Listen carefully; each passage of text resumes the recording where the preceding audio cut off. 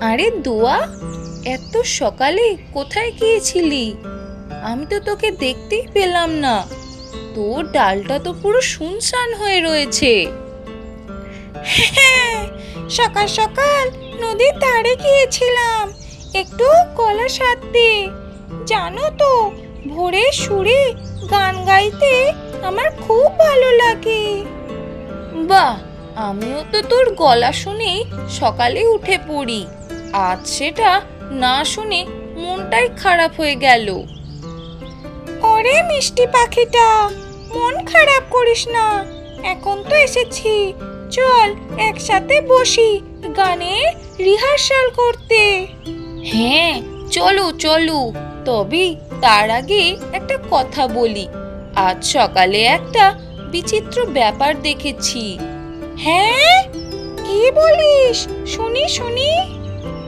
মানুষের ছেলেটা মাঠে এসে ঘাসের ওপর বসে কাঁদছিল। আমি তো ভয়ে গাছের পেছনে লুকিয়ে পড়লাম। পরে শুনলাম ওর প্রিয় পোষা বিড়ালটা নাকি হারিয়ে গেছে।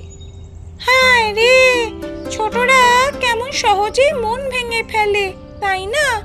আমাদেরও কেউ পাখি বন্ধু হারিয়ে ফেললে কেমন লাগে।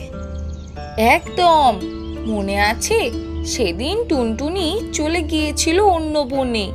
কদিন মন খারাপ করে বসেছিলাম।